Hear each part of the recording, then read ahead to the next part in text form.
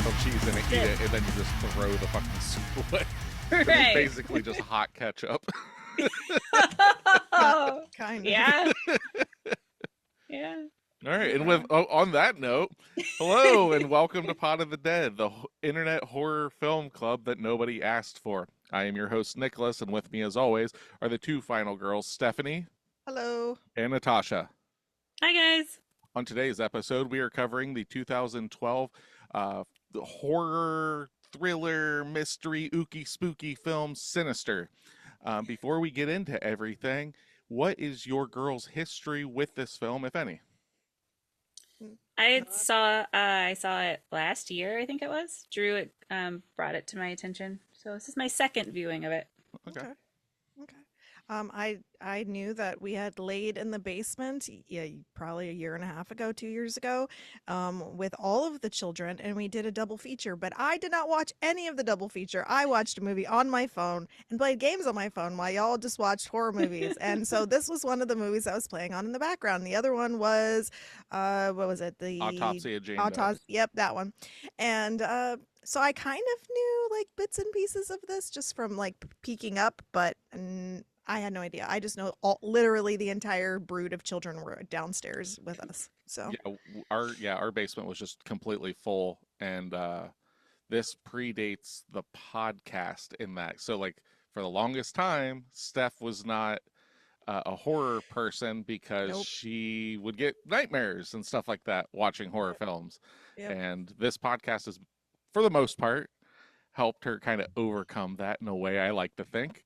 Yes. And because she's gotten inundated with it and stuff. But did this film affect you at all?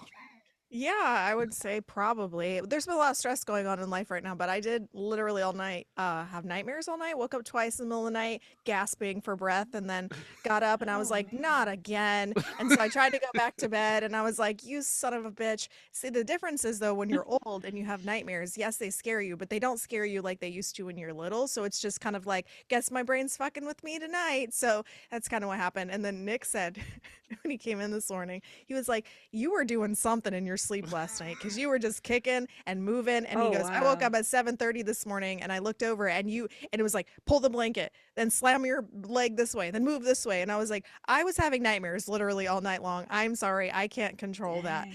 And so She was the yeah. she was the Australian break dancer in our bed. Yeah, it was bad. So I'm assuming that's the reason for it. I don't know, but stress added with that movie because psychological movies definitely hit me differently than like a standard horror gloopy film because those don't really do anything. So Yeah, my history with this film is not too long before. Like, it looks like we all kind of watched it in the same time because this movie I passed on a long time ago because I'm not a huge fan of Blumhouse films. This came out like after the Conjuring and stuff, and like I said, back in that time, I didn't care for it. I have a new appreciation for that film nowadays. If you'd like to hear our take on that, we've done an episode on it. So I just completely turned a blind eye to it until Wesley and I started watching the Insidious films. And then this one was suggested, and he was like, "What's that?" And I was like, "Oh, that's Sinister. I know it's a big budget, quote unquote, big budget horror film. Like, it got a lot of like press and all this stuff." So we ended up watching it, and I was like, "All right, okay, I'll tell you what I think." And then literally the next day was the double feature that Steph had talked about because Wesley was like, everybody, have you seen Sinister? We have to watch Sinister. And so he forced it on everyone, and we watched it downstairs, and then we watched the Autopsy of Jane Doe. But this was my fourth viewing because I saw it 2 days in a row, and then sometime later on, like between then and now, I have seen it again. And then so we watched it for this. This is definitely one of Wesley's favorite horror films. This yeah, is like, he was excited to watch it last night. yeah, So this and Insidious are like his two things. But so this film came out in 2012. Well, before we get into all of that, Tasha, would you like to tell us what the film is actually about? I would love to. I've been waiting to tell you. Sinister is a 2012 supernatural horror film directed by Scott Dickerson and written by Dickerson and C. Robert Cargill. It stars Ethan Hawke as a struggling true crime writer whose discovery of snuff films depicting gruesome murders and strange supernatural elements in his new house puts his family in danger. So interesting Mhm. thing. Scott uh, Derrickson, is that how you pronounce his last name? That's how I did. Okay, cool. Yeah. Scott Derrickson. Um, this is what I was talking to you girls off screen or off mic about and stuff. Was I'd heard that name. So then Mhm. going back through like what movies he had done and stuff, there's some interesting connections here. So the director of Sinister, the one film to give Stephanie nightmares in this podcast, is also responsible for her panic in earlier years. Is the director of The Exorcism of Emily Oh, Rose. that makes sense. Okay. Hmm. Also, Yeah. also the director of the first Doctor Strange movie Ah, okay. and The Black Phone, I haven't seen All that. right. and is also tagged to be the director of the upcoming Labyrinth movie, the Oh, sequel, Oh. prequel, remake of David Bowie's wow. Labyrinth. Yeah, we'll see if that ever actually comes to fruition, but sure. Writer C. Robert Cargill also wrote The Black Phone, but he also wrote the script for Doctor Strange. Hmm. The So first one? Yep, the first one. So Mm. these guys have worked together on multiple things: Doctor Strange, Sinister, The Black Phone, and Black Phone again has Ethan Hawke in it. Yeah. So like, there's like this like neat little like So enclave of stuff that they do together. So so he's their Neat. Johnny Depp. kind of, So, yeah. okay. Interesting thing about Johnny Depp that we'll talk about in a second has that's funny that you bring that up. Well, I'll just talk about it now. What is it? So Okay. so Bagul, our creature, ghosty, Yeah. whatever in this movie. This is giving away no spoilers and stuff. But when this movie was originally written, that character was initially made to look like Johnny Depp's uh Willy Wonka from Willy Wonka and the Chocolate Factory was like the Okay. idea Whoa. originally, and then they were like, Okay. I don't know, Okay. because it's supposed to be tantalizing to children and all this stuff. Like Yeah. that was the Oh, initial I yeah. That like that. the I like initial that too. idea. So then like they're like, I don't know, it might be a little too silly and everything with like the tone that we're going for in this movie. And they later ended up like scouring the internet for like artists and stuff and like to get like a certain kind of image. And they came across one and ended up paying the creator like I think it was like $500 for the rights to use the image and stuff, and that's what they created Bagul from, was uh this image that they ended up finding, and did the right thing, paid the Yeah. person the Yeah. the cash and whatnot. But yeah, this movie also stars Ethan Hawke, which is at the time when it came out and stuff like that was a reason for me to roll my eyes. Nothing against Ethan Hawke, but I tend, especially back in the day, if there was like a big star attached to a horror film, I instantly would just be like, this isn't for me, because they're worrying more about getting big star power into it. And then 9 times out of 10, when you've got this big star, then they get like plot armor and are safe through the movie and stuff like Uh, that. Like that just tends to be the case. But no They're the ones spoilers. using the Apple products in the movies. Is that what Yes. you're saying? Okay. Yes, Yeah. yes, yes, yes. They're the good guy. They're the But good guys. but Yeah. Ethan Hawke has been acting in film since 1985. Oh, He wow. he has 96 acting credits to his oh wow. names. Most Okay. notably, he was in Dead Poet Society in 1989, White Fang in 1991, Reality Bites in 94, Training Day in 2001, and then Hmm. he's on a stretch of stuff that I really like. So he was in The Black Phone in 2021. Oh, sorry, skipped one. He was in The Purge in 2013. The Okay. Black Okay. Phone in 2021, The Northman in 2022, Yep. and then he played the big bad in Moon Knight in Hmm. 2022. Yep. Yeah, he was good in that. I liked him in that. Yeah, like it's one of those things that like I don't have any problems with Ethan Hawke or anything like that. It was just like it's no different than like, oh, we're making a mummy film. I'm like, okay, when starring Tom Cruise, I'm like, I have no interest in this. Mm. As much as I Yeah. like the Mission Impossible films, you're making a horror film and you're putting a big actor in it. It's World War Z with Brad Pitt. I'm like, I'm good. Yeah. That's fair. Yeah. But That's true. all that being said, 2012, what do you think its budget was? Oh, we saw Big. this. Yeah, probably. Yeah. Let's say $11.5 million. I'm gonna go with 20. Okay. Well, I gave you girls a clue earlier on that if you would keep this in mind and stuff throughout all of our films, this is a Blumhouse production. Blumhouse Okay. is wildly known for giving small budgets a shot. Oh, okay. This Oh, movie was made for $3 million. Oh wow. cool.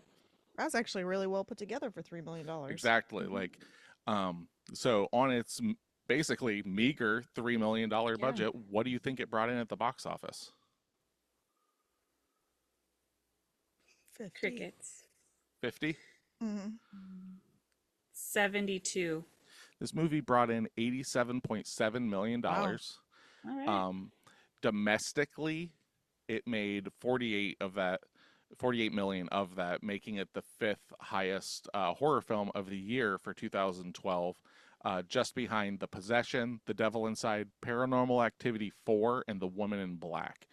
Okay. Um, So 2000, many ghosty movies that year. Mhm. very much so. Like, also though, notably, Cabin in the Woods came out in 2012, bringing in the Yay. 7th spot domestically, and Abraham Lincoln Vampire Hunter. I liked that movie. Oh, I man. need to rewatch that. Yeah. But to give you kind of an idea of what the box office was like in 2012, I don't remember us really covering this year much at all in horror films. Checking this out, so the top 10 films for 2012 were Madagascar 3, Europe's Most Wanted, Okay. Ted, The Hobbit, Oh. The Hobbit, An Unexpected Journey, Okay. Brave, The Amazing Spider-Man, Okay. The Twilight Saga: Breaking Dawn Part 2. Yay! 007 Skyfall, The Hunger Games. So the first Oh, Hunger wow. Games film came out this year. Now, That was really good. this is a huge year. Like, so that's number 3 is The Hunger Games. Number 2 is The Dark Knight Rises, Oh wow. and number 1 is The Avengers, the first Avengers film. Oh Dang. wow. So Yeah, that this was a is big year. Ooh. 2012 is the year it's like Marvel just like is like, okay, we're just taking everything over. So from this point forward, from 2012 until about now, it's just like it's just gonna be nothing but Disney films. Kind Yeah. of, yeah, that's true. And it had Twilight. That's good. I love those movies, and I was just thinking I need to do a rewatch of them yesterday. So So if you haven't seen this film, right? I don't I don't remember seeing trailers and stuff for it as much as I remember seeing the poster for Yeah. it. Was that's the very only thing I recognized. yeah, it was very striking. The girl just kind of rubbing her hand across the wall, and there's like an ooky spooky image and just a sinister. And I was like, Yep. okay. So these are the reasons that like I just never really checked it out. It was a huge mistake on my part though, because like this film deals with like snuff films, as you had previously said, and stuff. And that is a huge a trope in horror films and stuff that I really like, is like the Mhm. Me too. idea of the haunted film, or this is Yeah. something you're not supposed to see, like that kind of Mhm. shit. So upon watching this and everything, uh having watched Smile and then like making connections and stuff, this movie made me make some connections and go like, this is something that I'm kind of bringing into my own like watching stuff. Is like it definitely makes me think of like The Ring meets The Shining, because Okay. again we have an author under certain stress and everything. We have kind of like a red herring. Well, I don't want to give away what I think the red herring is, but yeah, like those are the two big things that I thought of getting into this. So if you Mhm. haven't seen this movie and those are things that possibly, you know, interest you and stuff, maybe give this a shot. Um, Also, this is another one of those films that was subjected to an unwarranted rated R rating. So Mm, there's very little blood in this film, almost true. no cursing, no sex Correct. in this movie, because the Yep. filmmakers were hoping for a PG-13. However, What? they still got an R based on content alone. Yeah, that makes Yeah, sense. of Yeah. course. You're See, watching murders. I Those mean, videos, yeah. I yeah. couldn't imagine this being a No. PG-13 movie. Involving children too. Can you imagine like Right. taking your 12-year-old to see this and being like, "Hey, Well, this is supposed to be a kids horror movie." Right. 12-year-old, No. too young. With this 12 year thing. 12 years old's too young. PG-13, everybody. Okay. I I can see know myself that. taking. I mean, Wesley watched this when he was 9, but I Wesley's know seen that. some that. shit. Yes. Yeah. But like the idea though of like the topics in this movie being accessible and good for teenagers in general Right. when it's an adult faced film. I That's the way I look at it. So, Yeah. I yeah. think it could have probably doubled its box office if it were PG-13, though. It definitely Well, could yeah, have. but at But what I like, don't but expense? Yeah. realistically, like, okay, so this is kind of going back to The Craft and The Conjuring. Those are two Yeah. films that should have been PG-13, but Correct. were given, like, it's one of those things where, like, yes, the content is R worthy, but there are so many PG-13 films that do the same kind of stuff. And it's one of those things that it's just like, it's just so creepy. So much so that in 2020, this movie was put into like this big thing where they just checked a lot of people's heart rates watching a lot of different films, and scientifically this That's is cool. considered the scariest film ever made because of the resting Hmm, heart rate of people and its spikes. um that's cool. Let me see here. I've got it somewhere. Okay. So in 2020, Forbes magazine conducted a study, Science of Scare Project, where the heart rate of viewers were monitored while watching a number of horror films. Out of 35 films, this one won, having the highest average heart rate of 86 and spiking at 131 BPMs. Thus, is That's cool. often deemed as the scariest movie ever made. I don't think it's the Wow. scariest movie ever made, but I can see what they're saying. It I also can I it can has a see lot of jump why scares. I can Yeah. see Hmm. why people think this movie is the scariest movie ever made. Because Psychologically, it's messed like up. the atmosphere that this movie builds is another Yeah. Yeah. thing for me that it's just like Yeah. ooh, especially Hmm. when it comes to the music. The Hmm. music is a huge deal for me in this.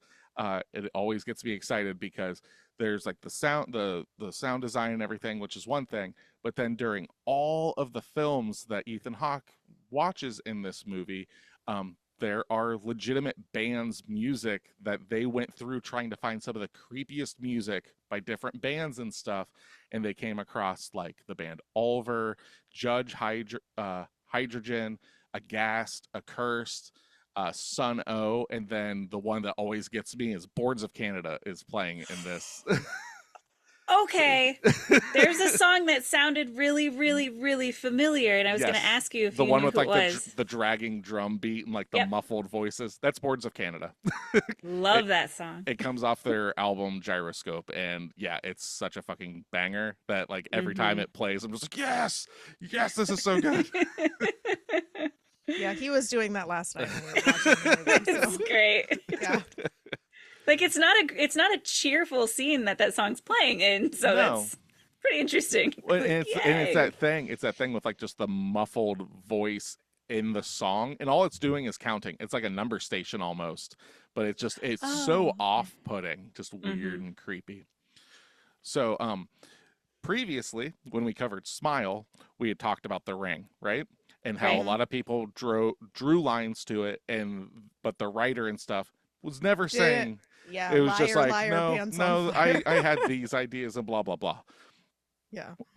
So C. Robert Cargill straight up was like, so I watched the American version of The Ring, had a fucking nightmare about it, about me going up into my attic and finding a film of people being hung, and wrote this film. He straight up Oh. is like, I watched that movie. It scared the shit out of me, gave me nightmares, and that's where I always talk about, wear your influences on your sleeve, because if you're going to Rob Zombie it and be like, I didn't try to make the Texas Chainsaw Massacre when making House of a Thousand Corpses, it's like everybody fucking knows you did. And if you just said, I like House of a Thousand Corpses, I couldn't get the rights, so I made my own film, so many more people are like, good on you. But Yeah. it's not like the writer of Smile said he didn't have any influences and it was a complete like No, I understand man of that, his No. own brain. but when So there is super specific things, it's just like Yeah. almost like standing in front of it, just being like, yeah, you're going to draw these lines, yeah, I was influenced. I always find it weird when there are very obvious influences and people will not like say like, yeah, that's what I did.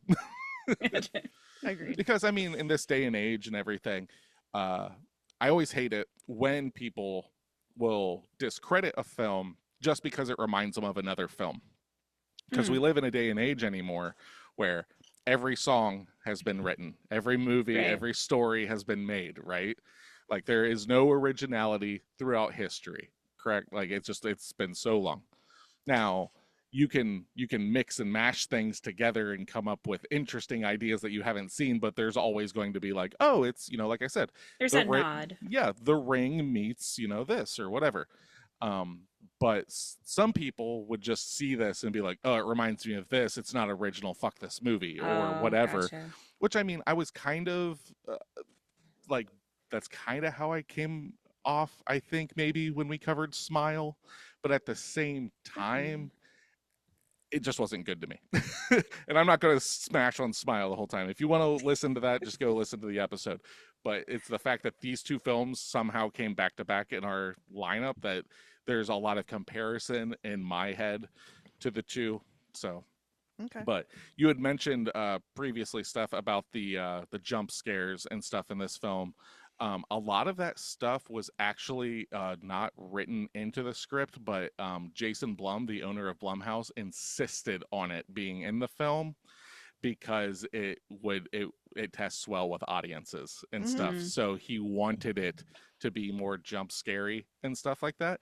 All that being said, aside from one jump scare in this film, which we'll talk about after spoiler territory, I think that they're like well placed. I don't think they're not effective to me because those don't really work so often with me, but they make sense in the story why it's I happening agree. and I stuff like agree. that. And they weren't like out there in your face, like, haha, we're pausing for 30 seconds or making it go quiet so then we can do this to you. It literally flows very well with the storyline. Tasha's like giving a face. What's up?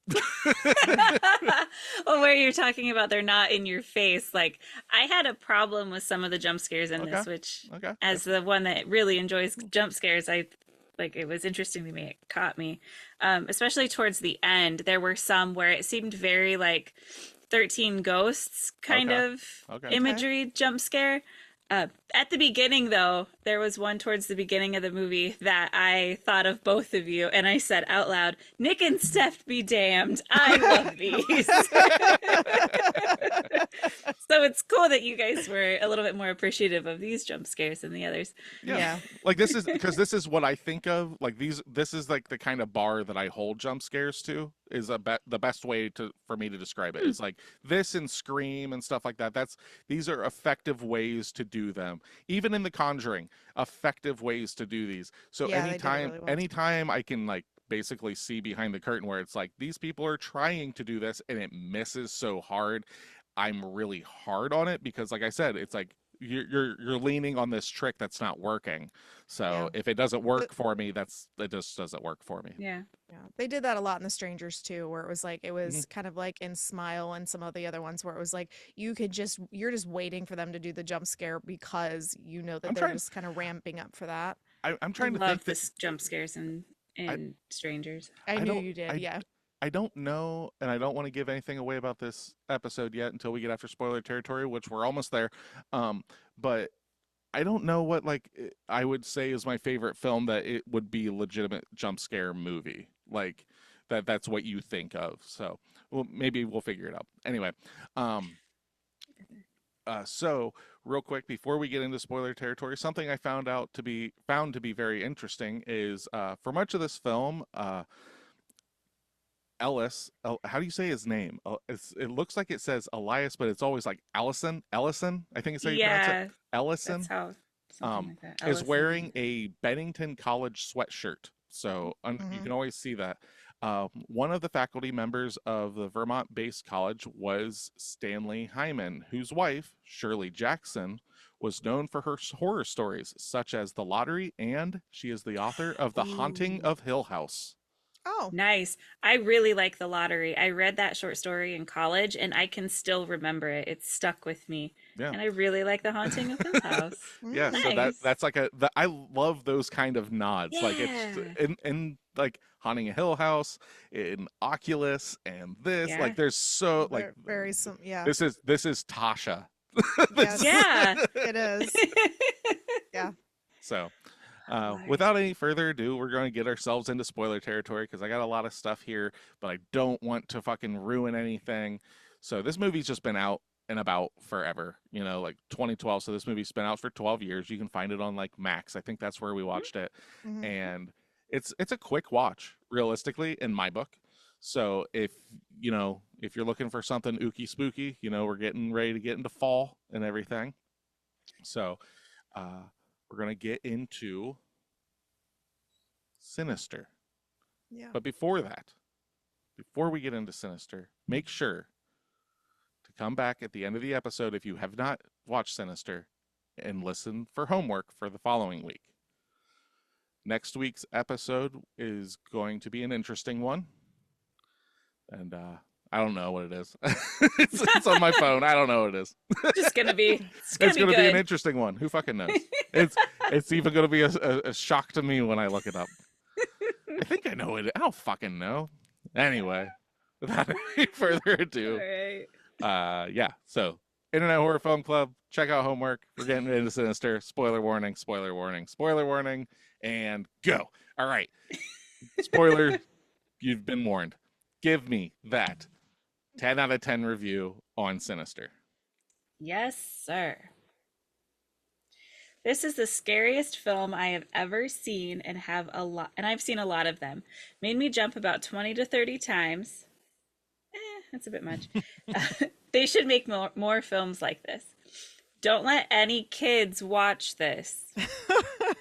Why? They said it. I'm sure they'll tell me more. It would fuck them up for life. That's why. I don't know about that. This was the first film that made me jump when the credits were showing. Great storyline, too. Enough to keep you thinking and to get your mind really involved. And then bang! Another jump. Nice. Not bloody, but quite sick. I agree with that. But all for a good purpose. None of it is real anyhow, so I'm aware.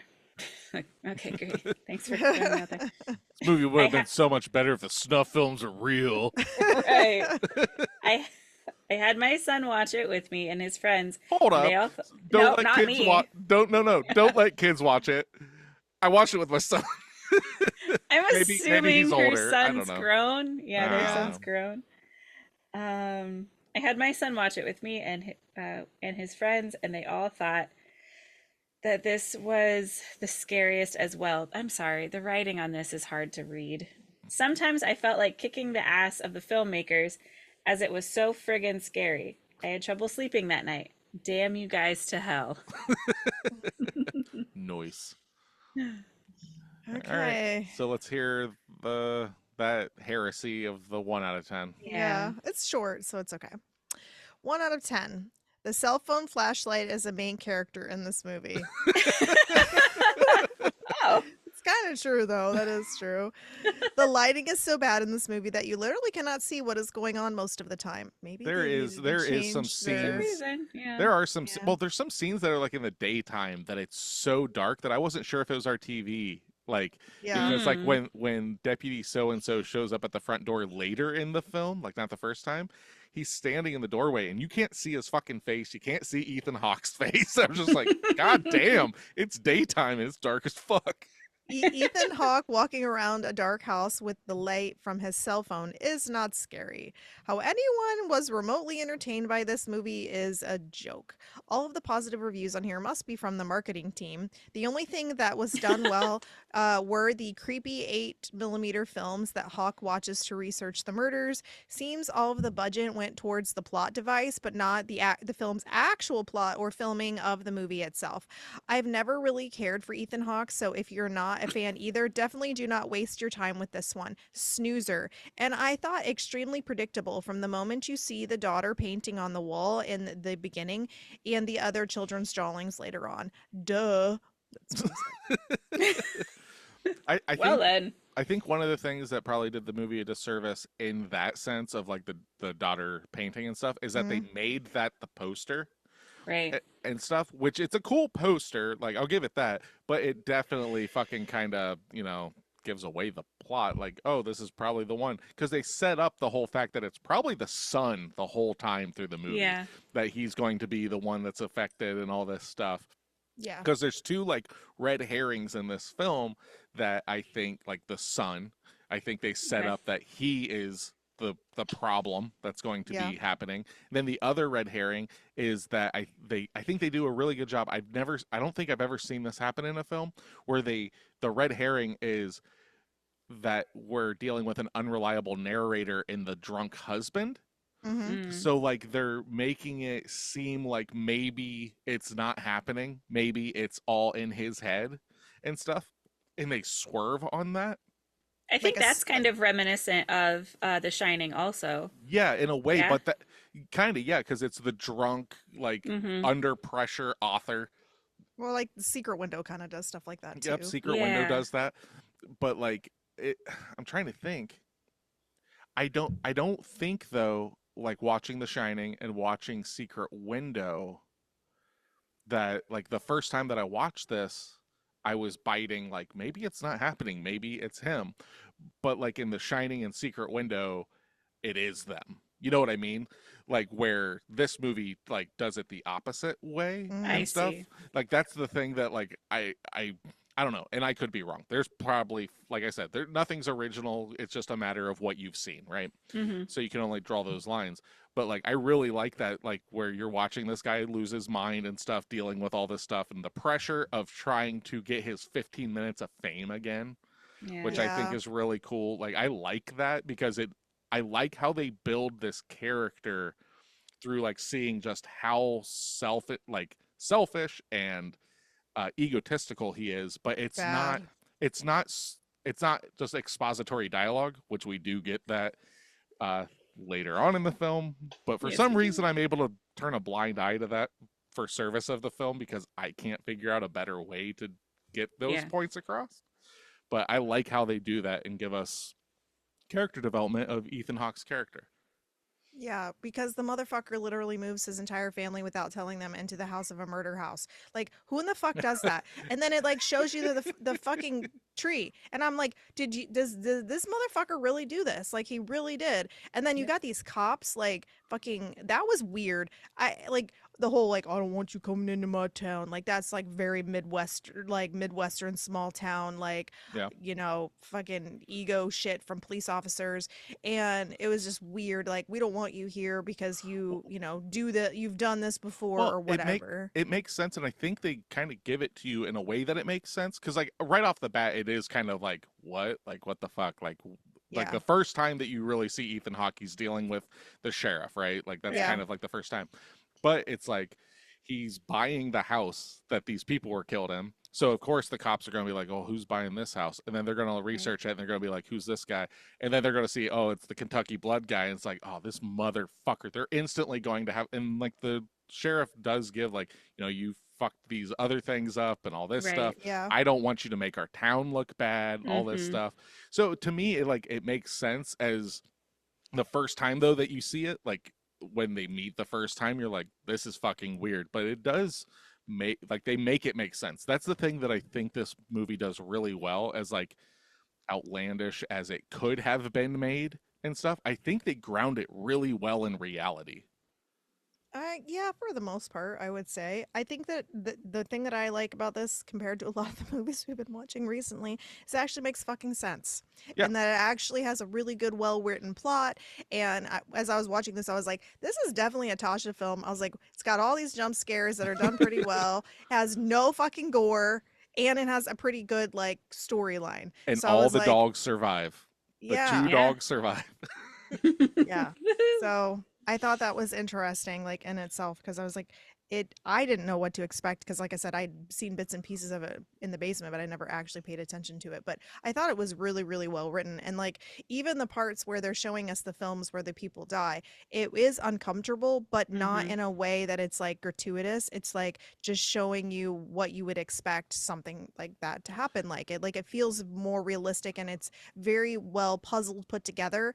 And what I really respected about this film is that we are finding out the shit that he finds out when he finds it out. So we are literally in line with our main narrator, I guess it is, and he's like running us through the film. We're learning what he's learning as we go along versus us already having figured everything out, which I already knew everything pretty much because I put all the pieces together early on, but it still wasn't like that all it was handed to you early. There So was a time, I can't remember where in the film, but there was a time that audibly heard you go like, "Oh," like something got pieced together that you thought was going a different way, and they pieced it together, and you're like, "Oh, okay." I can't remember what it was, but I remembered hearing you do that across the room, and I was like, "Oh, okay, cool." Like there was like still like a surprise yeah, in the mystery to you. yeah, I really liked when he watched the first video and then he's almost as if like the writer knows the people are going to try to pick it apart, where he writes down who's recording this. Yeah, I yeah. thought that was done really well instead of people like just always having that in their thought until we correct. figured it out. That it was just like, we're going to get this out of the way. Ethan Yeah. Hawke doesn't know the answer to this either. Yep, Well, and what's Put it on really paper. interesting is that's true. two things about the films. So the first time that Ethan Hawke saw these 8 millimeter films are the shots of him watching those 8 millimeter films. He has no idea what's actually happening in them until he views Mhm. them. So his actual reactions to these, he must have Oh, I had to see. put himself in that position of like, this is real. What I'm seeing is going to be real. Don't think of it as fake. He's actually watching those, and his reactions are like, oh my god, the people being pulled into the pool and the lawnmower scene and all this stuff Mm. is his general reaction to like getting himself in that state of like, I am watching a real snuff film and reacting accordingly. And they just had a few cameras set up on him for reactions, and that's where we got like his turnaways. Those weren't scripted. Those were him in character reacting to that, which is That's very cool. real. That's how you get like certain shots that like, as funny as it may seem, there's like a scene like, he's drinking his whiskey all the time and stuff. There's a part where he grabs his glass, takes a drink, and it's empty, and it's just the ice hitting his face. That's a real thing. Like that's something that like you would do, because in a Yeah. movie, in a normal movie, if it's all set up and scripted, the only reason that he's actually going to pick up this glass is to take a drink. But the actual reaction of being like, fuck, I just need, oh fuck, like that kind of like That's panic cool. of trying to remove yourself from what you are witnessing is real. And I Hmm. think I think it's really well done in that. But also on that, all of the 8 millimeter, the Super 8 films that we see, they actually set up a Super 8 camera. That's not like digitally done and everything. That's actual Cool. Super 8 film that they use to shoot this. So a couple things about that is like the Pool Party 66 snuff film was extremely difficult to film. According to C. Robert Cargill, the actors, actresses who played the doomed family were actually all tied down to lawn chairs and pulled underneath the water in reality. And the filmmakers had to be extremely What? careful that nobody was harmed while filming this scene. Further Uh-huh. complications occurred while filming The Killer Underwater. Nicholas King, who played Bagul, had to wear weights and stay underwater for several seconds while he filmed. Since the scene was filmed entirely on Super 8 film, care had to be taken to ensure the camera was properly rolling, that the cartridge and the light meters were working. Otherwise, the scene would have had to have been reshot numerous times. So Oh, what dang. you Wow. what you are seeing is what they did. It's not CG'd. It's not. It's they're actually doing that. That's cool. Wow. That's That very makes it cool. even scarier. Yeah, like Yeah. because Knowing that those are actual because people. there's one of them. So like the first few And you get pulled see in, like the other one, there's like one that like comes in crooked and like hits mhm. a person, another person, and it's Yeah. like those are real people. Because I remember watching it and I was like, that's really impressive. I wonder if those are like animatronics or whatever. You're seeing the feet twitch. It's like, no, those Right. are fucking real people. It's like, that's That's crazy. nuts. Can you imagine being the person that it's like, hey, we need extras for this film. Do you want to come in and we're going to tie you to a thing and then we're going to put duct tape on you and you're going to drown. And Well, then Nope. they were all that's stunt. No amount of insane. money. No, they I No they know. were amount of money. No, I So know. we get that one right. They're all stunt people. All the people in these things are stunt Obviously, people, yeah. right? But Obviously. so that's impressive, right? The family that was hanged on a tree while being played by all stuntman. Let me re-say that. The family that was hanged on a tree were all played by stuntman. However, when the scene was first done, the stunt coordinator botched the preparations for the scene, resulting in the actors being legitimately hanged and choked. Fortunately, they survived, and the coordinator was fired soon after. So, like, What? There's no fucking way. Why I mean, I does that could need to be real? Well, it wasn't meant to be real, but like it's one of those things that like the nooses are probably around their neck and there's probably harnesses, but then something in that got fucked up and like they're literally getting hung. And it's like that's insane. Like Oh my God. Yeah. Wow. Okay. Yeah, that's Okay. lovely. Yeah, there's no way. Like some of them like wouldn't be scary because like the car one, they wouldn't. They would just take the bodies out and then they correct, just take yeah. the car on fire. And like the cutting one, like that's all like fake, whatever. But yeah, the drowning one would be the hardest one to do, I would think, just because you're literally being submerged in water or taped up. That's Yeah, just those are there's the no Trapped, way. yeah. There's no fucking way. yeah, the pool scene is by far the like for me it's like the swan song of this film. It is Yeah. Yeah. like I've seen a lot of horrible stuff and a lot of horrible films and some of them were not fake. But like that is it plays right through the Hmm. graininess and everything. And then when they're like, no, they actually shot this as you see it, I was like, no wonder it's so fucking unsettling because Yeah. it feels so fucking real. And that's the Hmm. thing that like kind of surprises me when people will like legit just shit on this film. I can understand you thinking X, Y, and Z is, you know, like, oh, this is kind of bullshit and this kind of bullshit, but the effectiveness of those snuff films Mm-hmm. is crazy. And the way that it's put together though, like the whole like hidden box in the ceiling in the attic, and then like with the scorpion thing that's played in, and then when he goes upstairs later on in the film because he hears noises, like it's constant this paranoia that gets built up in Mm-hmm. the film that I thought was done really well as well. And he goes upstairs, and then there's the levity afterwards. He falls through the ceiling. That was weird because I did not see that one coming. But then the the police officer's there and he's like, "Yeah, was the thing open?" No. He's like, "You probably just have, squirrels or whatever in your attic or whatever." And I was like, and he's like, "Squirrel." And then the whole, "Well, they don't have feet." Well, this one, Yeah. snakes don't have feet. Yeah. And I I was like like, that part. I Yeah, he's know. like talking about the scorpion. He's like, well, Yeah. scorpions have feet, but they're not big Yeah. Like, you enough. wouldn't, Yeah. you wouldn't hear it like you would a squirrel. Yeah. I know. And I was like, that was a cute, like funny, like this guy was kind of like the mopey dopey kind of like police officer. He kind of reminded me of like Deputy Dewey kind of Yeah, from the Yeah. straight beginning. up. And but at the same time he was like very endearing. And then he ends up being like extremely helpful in this movie. Like he ends up like, "Hey, I want to help you with your whatever." And he's like, "Sure, you can find this information out for me." And he was actually like He's the one. really He's the one that helpful. puts it together. Like Yeah, Yeah. he's the one basically, that. yeah. But going back to what you were talking about with the scorpion and the snake and stuff, it seems a little like when you first see it, you're just like, scorpion, snake, and they show you like later on in the film there is some like imagery of a scorpion and a Yeah. snake in that. Yeah. What that is though is that in the scenes where the scorpion and the snake are shown in the attic, these are two of Bagul's forms. That's actually him Oh, okay. Oh, there. okay. That's what those pictures are depicting in where we get our huge expository dumps from oh, what's his fucking name? The I got it. professor. Yeah, Vincent D'Onofrio. Okay. Edgar from Men in Black. Yeah, I didn't think that his stuff though, when we got like he came in and there was two different times he was talking to him about like the things that, because he reached out to him, was like, "I need information." And Yeah, the it police Right. makes officer was like, sense.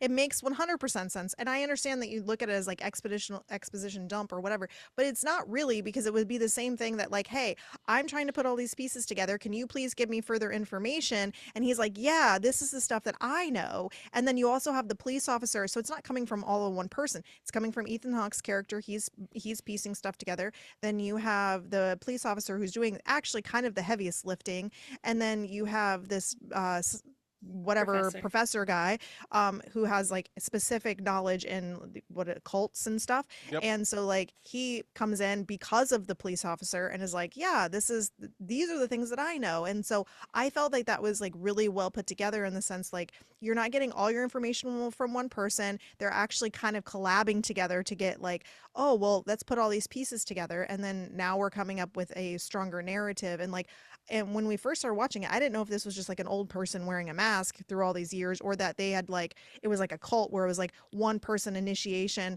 then they do the bad stuff, and then the next one comes in. So you don't really know that until you get further in the film and you realize this is actually like an entity that is from like ancient whatever, Yeah, like that's actually, Babylonian times and stuff. yeah, Like that's actually doing all of this. Is that creature though a real thing? Or is this just fictional for this? It's pieced together from like pagan and all sorts of different things. It's not like one to one for any one specific one. They Okay. just kind of pulled from a lot of stuff and everything. And basically, Bagul translates into boogeyman. Like Okay. it is the boogeyman for the most part. Okay. Um, so uh yeah, like so it's not like Bagul is a specific deity because they were originally, when creating the script and stuff, it was just this demon and everything, and they're like, well, we don't Okay. want it to be tied to any religion, so that's why they went with like the pagan thing, where it's just like who knows who followed this thing or Yeah. whatever, and it's kind of like the whole thing of like the sun god and this and that, and there's all these things, and I love the whole idea. It's the only point in the movie where I could see someone just going like, "Oh no," while watching it, is when he's talking to the professor and stuff, and he explains that, well, people believe that like he lives in the images and Mm, all this stuff, and anybody that's like witnessed these and stuff, that's just it's not like an actual opening the door, he steps there, but it's like now that you have seen this, he's in you, like he's around you, and I yeah. fucking love that idea because it's like it's too late. It's far Mm-hmm. too late. You've already done this, and it kind of ties back to the whole idea where the wife consistently is like, what's the rule? It's like, we don't go into dad's office, and like, what's the rule, honey? It's like, keep the office locked. And that is how the daughter ends up seeing the film, Mm-hmm. which then it's like, oh, okay, I got my hooks in this one, and we're gonna continue this on. Yeah. That's true. And like he was sabotaged into essentially keeping his uh office unlocked by kind of not realizing what's happening, falling asleep on the couch like that. Hmm. So it was he was like set up to make it so the daughter would go in there too. Yeah, I think like it's all just like really good writing in my Hmm. book, like I which I agree. I don't expect from these kind of movies. That's why Hmm. I like this movie. But so going back to like I'm just gonna talk ad nauseum about the Super 8 stuff. Like I just it's Yeah. so fucking It's good. the best part of the movie. It's what makes it what 100%. it is. Yeah. 100%. So the Super 8 snuff reels in this movie aren't unlike many of the snuff reels that came up in the latter half of the 20th century. The Super 8 film format was introduced in 1965 and allowed amateur filmmaking to be much cheaper and easier for the average person. But unfortunately, this also meant a great amount of snuff reels, most of them fake, started surfacing as urban legends and in banned movies such as the Faces of Death series. Most real snuff films that featured actual murders were never revealed to the public and have been confiscated by police as evidence. The John F. Kennedy assassination was caught on a regular 8mm camera by an amateur filmmaker as an unintentional murder film and revealed to the public. Since then, it has been subject to several documentaries and conspiracy theories.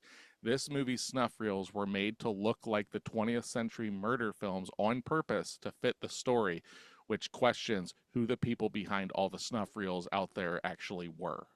Mm. So Oh. like it took that idea of like like I remember that stuff when I was a kid, like the urban legends of well, I grew up in horror, right? So like when Yeah. they're talking about the faces of death, it's like I saw that when I was very young, which some of that has like real death scenes in, but then also fake death scenes. A lot of fake death scenes, but I think there's like one that's a real death scene. And you Um don't know like what it is. Like it's not marketed as there's real death in it. It's just no, it it's is in marketed. there. It's marketed Oh. 100% that these are all real. Yeah. Like Oh. the And this face. is a produced movie? Yes and It was no. a big thing when It, we were in school yeah, that all the kids would talk about it and it would be like, yeah, Never there's heard of this it. Faces of Death. And then have you seen this movie? And it was, yeah, middle it's school, and it's definitely. just there's Wow. no narrative to it. It's just here's someone in an electric chair. Here's this. Here's Oh that. fuck. Yeah, it's really Wow. fucked up. Like um, now I can't. I'm not.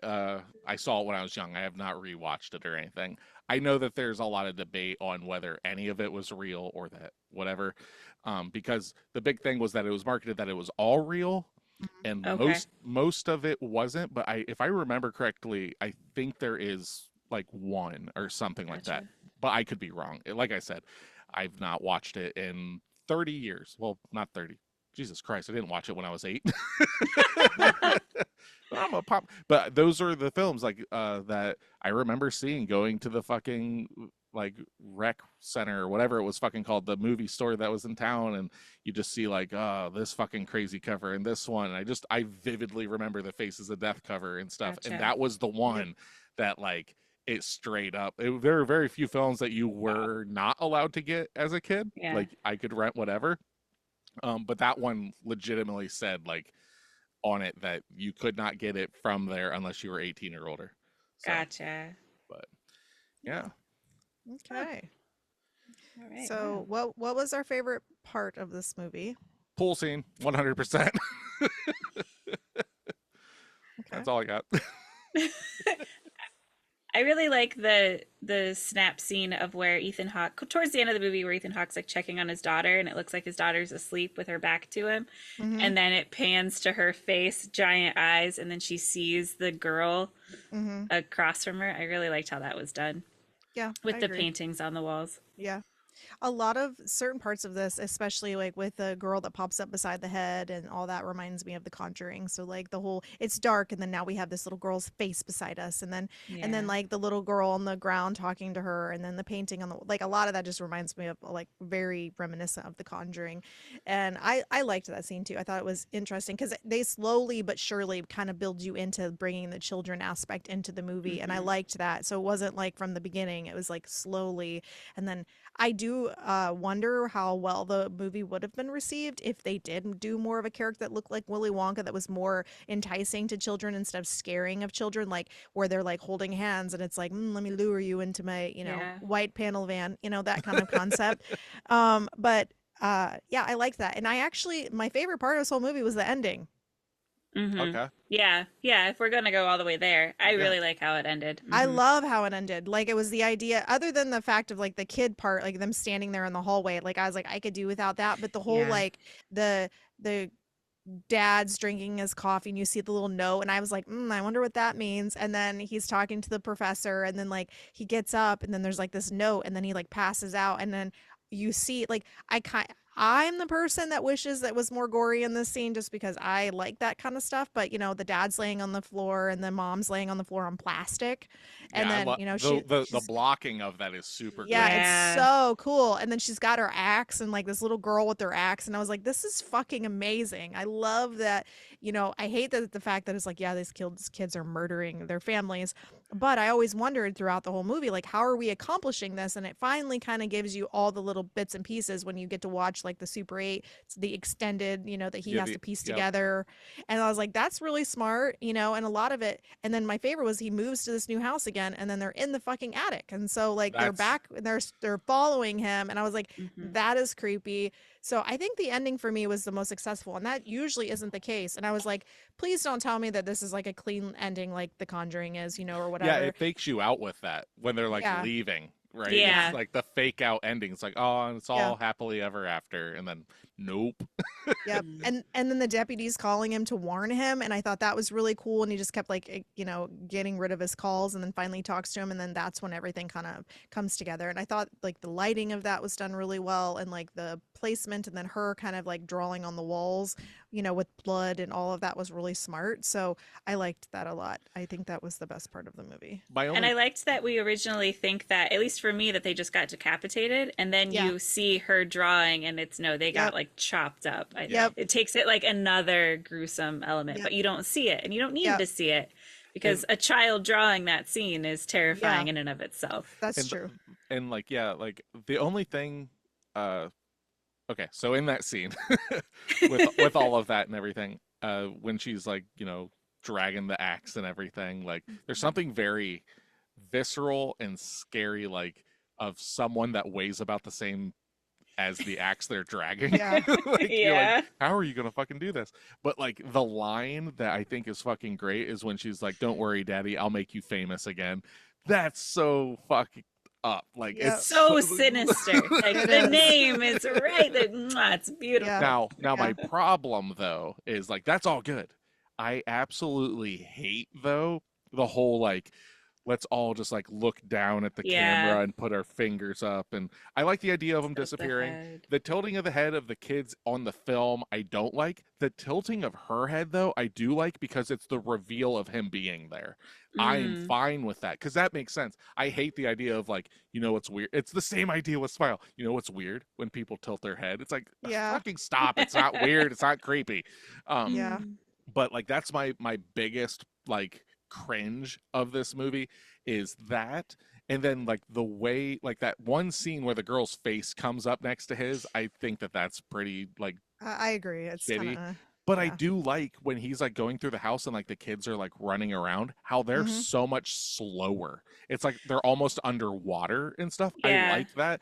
It's not so much that I like the way the kids look, but their actions and stuff, especially like when he goes up into the attic and they're sitting around watching the film. I think that that is such a cool scene. Hmm. But and it makes sense when they look at him and they're telling him to be quiet. Like I like that kind of stuff, but it's that final film of them tilting their heads and like the extended cuts of showing the kids and they're doing like that, I think's fucking cringy. Excuse me. But yeah, like there's so much that I legitimately love about this movie that it allows me to like ah I mean the pool scene exists. Yeah. Yeah. And in that frame of scenes, that's the part where I don't really like a lot of those jump scares where the kids are popping up, Yeah. especially the little girl. I think she's in like a yellow jacket where it pops up and it kind of flashes. And that one, I thought right back to 13 Ghosts. Yeah. I really Hmm. like where the older boy is in the back behind Ethan Hawke and he's kind of like leaning over, ready to run after him. Yeah. I liked how that was done, and I like throughout the whole movie how a lot of the things that jump scare me aren't Mhm. necessarily like loud noise, face, or like the like Bagul like coming into scene. Yeah. Not Because that, but like that right there is the worst, like at the very, yeah. very end. And I'll explain that in a bit, but go ahead. Okay. But I like when like I get so excited when like you see the frame and then you notice him off in the distance. Yes. Hmm. Those are the ones that I love, and it's that oh my god, there it is, that kind of scene. And that's kind of reminiscent of a lot of what I like about Strangers, where the It's person you're just tucked focusing back. on right, the person you're focusing on doesn't notice it and then you just see it and you kind of have a slight Yeah. panic off in the distance. Those are 100%. all done That very, because very that well. scene, the one scene in The Strangers that works for me is when Liv Tyler is in the kitchen and he Yep. walks in and then walks back out, but it's like so tucked back. That is an Yeah. effective scene. It's fucking perfect. Like the Hmm. movie I don't necessarily care for, but that scene, if you make a movie of that scene, right here, baby, put it in my veins. That's Yep. so good. And yeah, the idea of like you're watching the movies, you're watching the Right. tree limb fall and all this stuff. And then as you come in a little closer, there's this guy in the back. And then over here, there's this guy in the side room. And then there's this guy that's over here, the guy Yeah. under the water. Like, I Yeah. love all of that stuff. I love how they make it where, so he's watching the Super 8 film, but then the first time he sees him under the water, he's got to pause it and look. But actually, what would actually happen is the bulb light would melt the film. So now he's like, well, fuck, I'm going to record this on my camera. It's not, it makes sense. There is a reason Yeah. he's doing Hmm. these things. And I love that. And I love the fact that he's just like, fuck this. I've already seen it. Just throw it all away. Throw it all away. It's Yeah. like, it's too late. It's fucking too late, dude. You've seen it.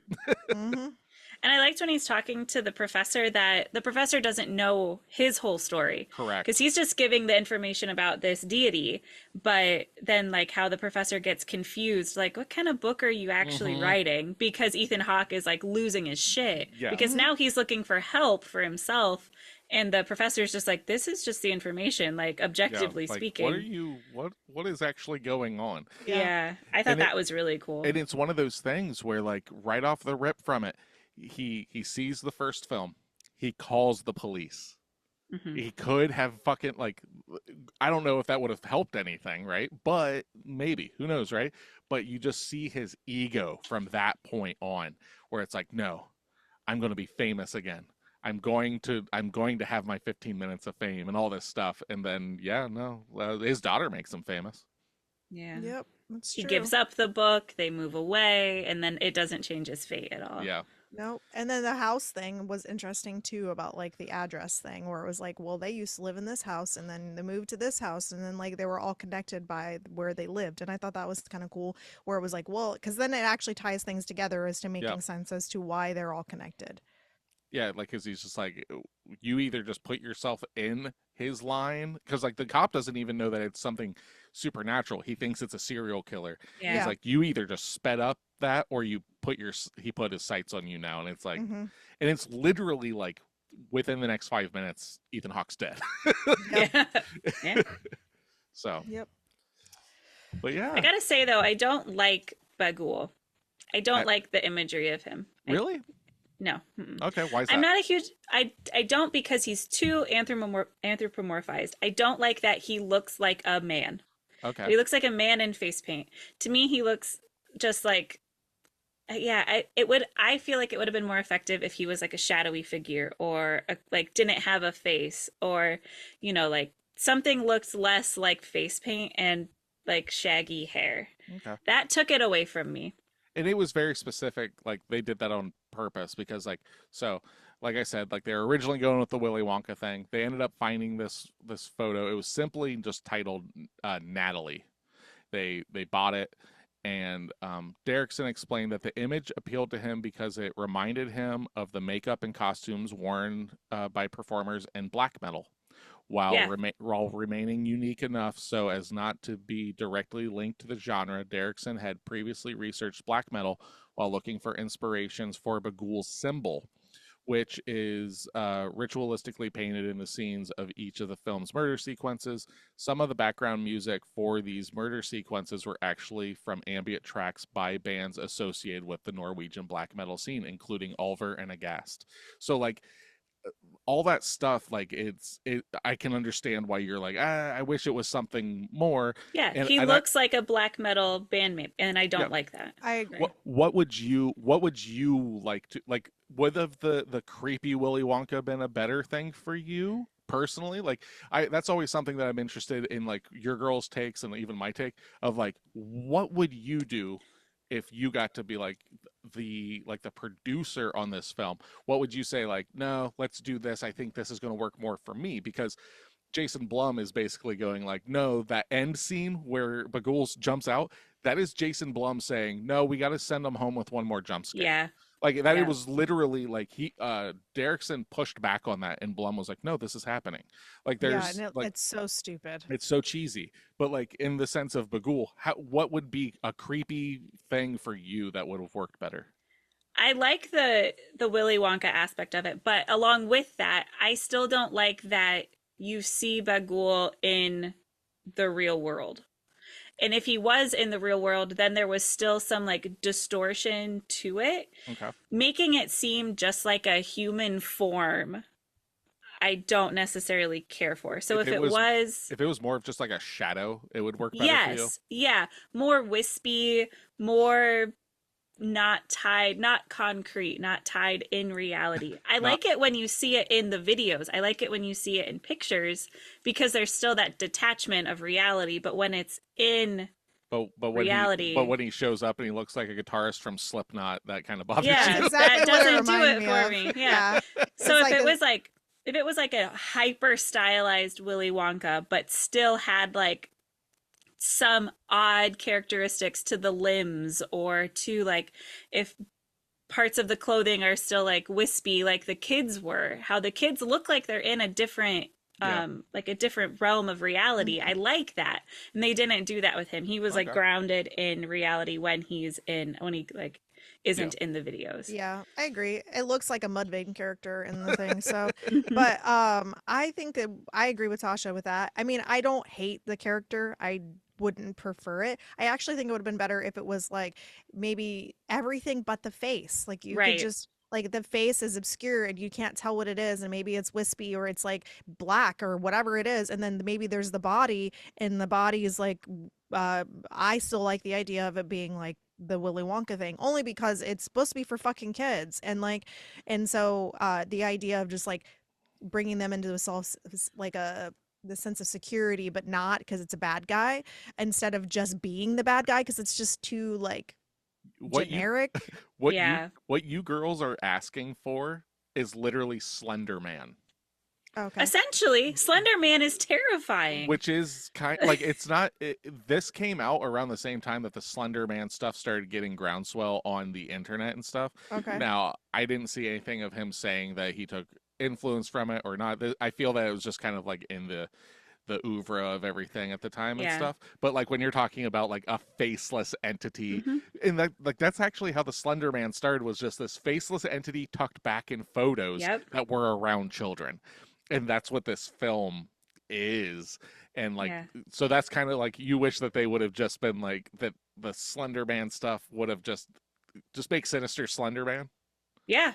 I Okay. I guess. feel like I that would mean, have been more effective if Slender Man probably. wasn't Slender Man, but that same, Yeah. like that same concept. Anytime that I can see the face of a monster, It it ruins takes it. me out of it. Yeah.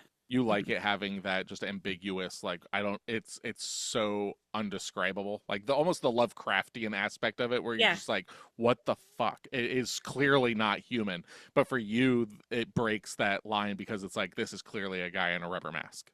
Right. That Okay. ruins Yeah. it for me. I, See, unless it's a monster. But yeah, yeah. it doesn't really. I can 100% see your point of view on that.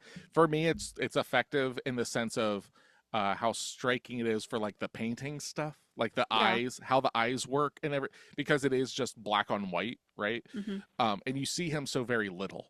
Hmm. So it would be different if you saw him a lot. Then it would come Mhm. off no different than like Michael Myers, like a guy in a rubber Yeah. mask, right?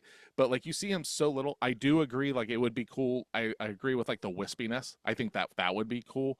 But like just making him Slender Man, I don't know. I'd be interested to see like someone just do a super cut of just like they just take a Photoshop eraser on his face. It's just like there he Yeah. is. There I you go. know. Yeah. Or even like if Bagul had like that Super 8 graininess to him whenever you saw Okay. or something like that. Have him jumping frame wise and stuff. Like Yeah. Yeah. you want there to be a visual representation of him being otherworldly Yes. instead. Okay, yeah, I I I can see agree. don't that. want it in reality. I Yeah. gotcha. Yeah, that would have been cool. Like I like that. I like that the frame jumpiness, the wispiness. That's all cool. Yeah. Yeah. Could I it And dig he's also? that. coming out of the Super 8. Yeah. Couldn't it also have been a woman? Like that would have been even creepier in the sense of like, Yeah. oh shit, because like Well, you I just mean, expect them all to be men, and like if you there's brought this nothing in and you about it made it, there's nothing about this that's gendered other than it's big. I mean, it it's. seems True. masculine though. I mean, I'm talking about Are you like telling making. me that women can't be masculine? And that's not what I'm Okay. saying. It could have been Ronda Rousey in a mask. Oh my God, that's not what I'm saying. But I do think that could, if it came across that, it would be even creepier because it's like yeah, I just think that that would have been an interesting like You're twist that draw I wouldn't have expected, I you're guess. If drawing it a was like line a to it like more of like a siren kind of thing. Not, no, because then you're Well, putting a I'm not name saying, to but it. I'm no, not, I'm just saying like the idea of like a siren, like it's usually the female kind of thing, beckoning people. Like that's all I'm saying. It's like, yeah, when you mention like a woman, I'm picturing like a 1950s like really demure like lady trying to lure in kids. see, that That would would be be cool. I would, terrifying. I That would would be hate very that. terrifying. I That I would would be know. hate that if scary. it's like a Victorian woman, like, yes, come play. No, not Victorian. No, I'm just saying, like, I like the fact that it's just like this shadowy person, and there is a form to the face, and that's it. Like, I agree with the wispiness and stuff. I don't. Obviously the only reason that like there is the male gender to it is because it is, but like there's Big tall nothing. guy. It's the boogeyman, like is Yeah. essentially what it Yeah. is. So, yeah. I don't know if I would want it to be a fucking like gothed out Willy Wonka.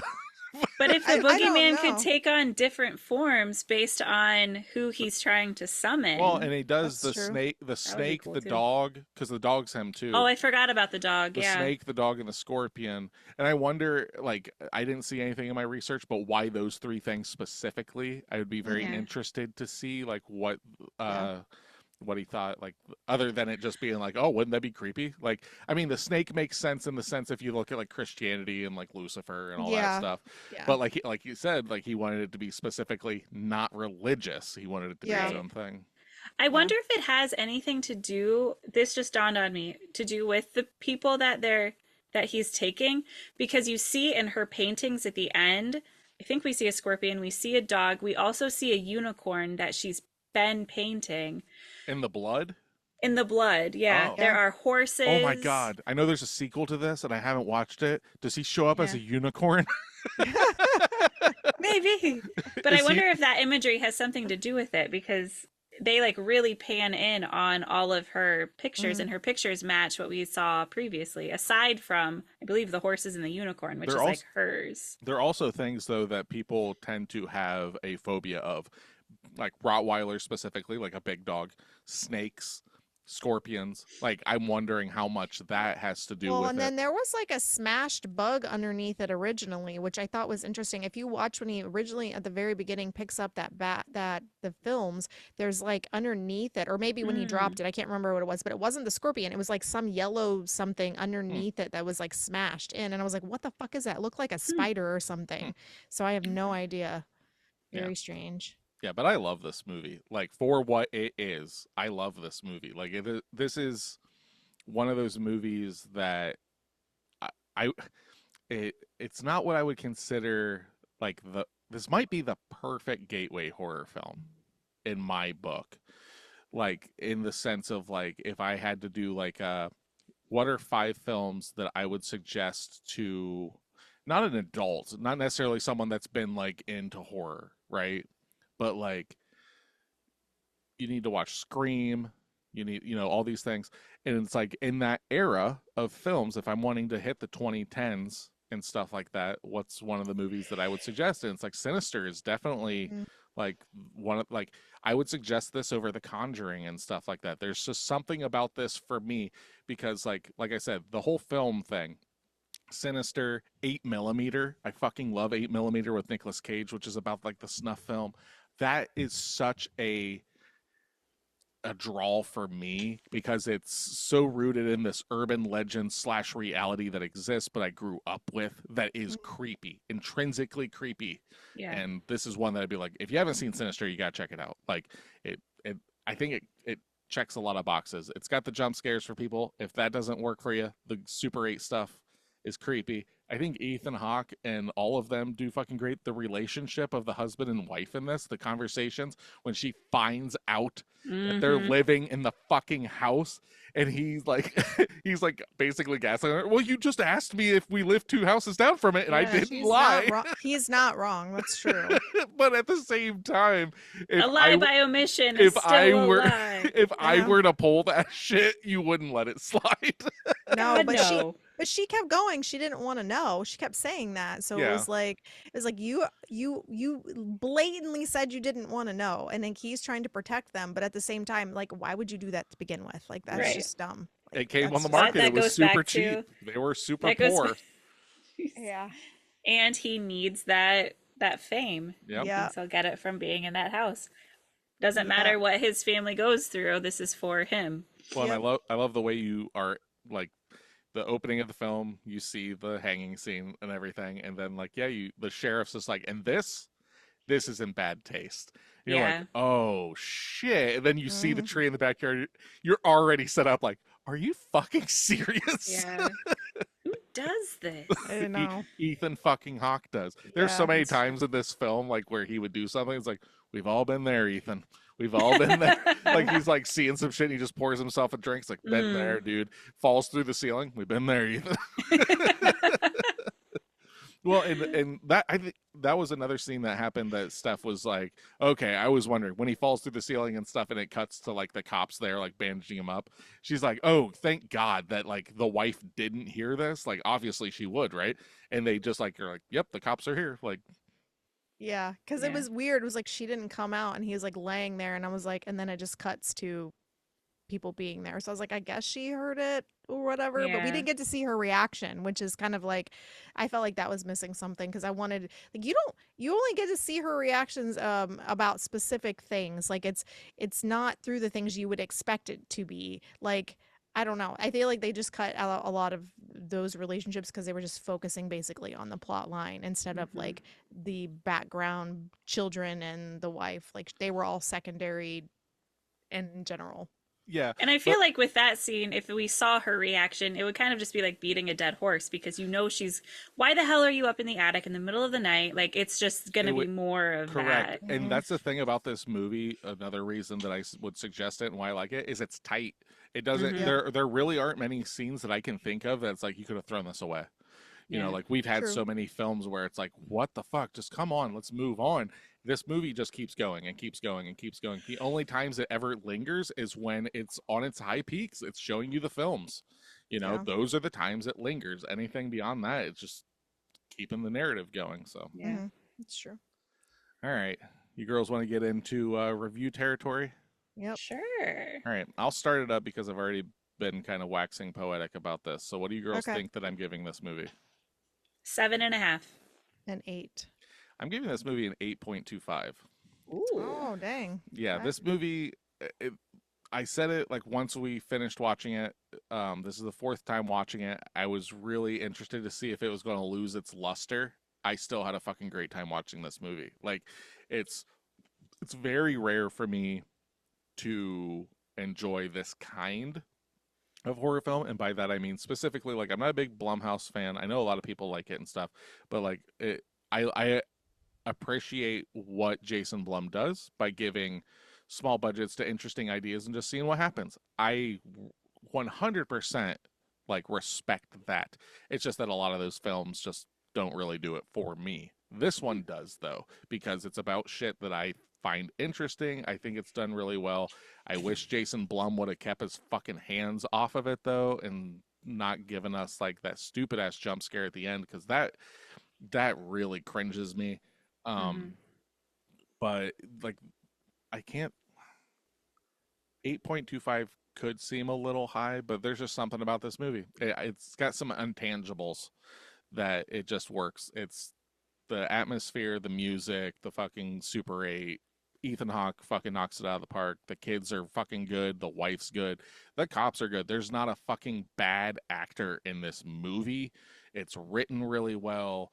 I wish it could be a little brighter at times, but like I said, I'm able to turn a blind eye to so many of the things that normally I would give shit to, because the peaks in this film bring those valleys up so much. Hmm. So, yeah, with that, I'm giving it an 8.25. Okay. You gonna go for it, Tasha? All right. What do you think I gave it? I think you're giving this movie an 8. I think she's giving it a 7.5. Steph got it. I'm giving it Okay. a 7.5. So this is the second time I've seen this movie. It didn't hit as hard, which I mean no movie does. True. But this is definitely one I'll still watch again. I really like Ethan Hawke in it. I mean, a lot of the things Nick said. I like the sound. I really like the sound design in it. I didn't notice the darkness so much. I think just because like that's kind of the vibe the movie gives. It felt like it was really intentional. Everything's kind of in that, like even when they are doing outside stuff, it kind of fits with the Super 8 of the tree outside. Everything's kind of in that twilight or like dawn time that I Hmm. liked. Everything's a little washed. But yeah, I didn't care for the bad guy, and I didn't care for the bad guy the first time I watched it either. I like the idea of it. It could have been done differently. The jump scares were good overall. They still got me the second time around. It did do a slight disservice because I had to finish it up. I had to rewatch a little bit of it this morning. So of course those jump scares don't get you in the daylight, but, but overall 7.5. Okay. Nice. That's good. All right. What do you guys think? I think Steph is gonna Hmm. give this movie. I'm gonna. I think you're gonna give it an 8. Okay. I think you're gonna give it a 7. Tasha's right. I'm giving it a 7. Okay. So I'm not gonna I'm just gonna say yes. I liked the movie. It was really well written. I have to give praise to movies a lot when they actually make sense, and they're, even if I don't necessarily agree with the way the bad guy looks or whatever. I appreciate when it's a sound film and the writing isn't sloppy and it actually has a narrative and the acting is done well. And yes, there are some dark scenes, but that didn't really bother me. And the jump scares didn't get me, but I can see that they would be successful a lot in this movie for people who like that stuff. And most of them, I would say, other than like the little girl beside the head and a few other ones, they were really tastefully done. So I liked it. I thought it was good. I would suggest it to people, and yeah, so 7 is pretty on par for Yeah. me. So Oh, I think we've got ourselves uh, a Hall of Famer here. It's sounding like, Yeah, guys. What's that it's give okay, us? definitely a top contender. That gives Sinister a 78. Yep, good. Hall of Famer. You are I think that you are going to like this film. You are Yeah. going to like this film. I don't want to hang out with the person that's going to shit on this movie. I can Yeah. understand like some people having some hangups. I've got hangups for it, right? But like there's just like I said, the atmosphere and stuff like that, it just fucking it really does it for me.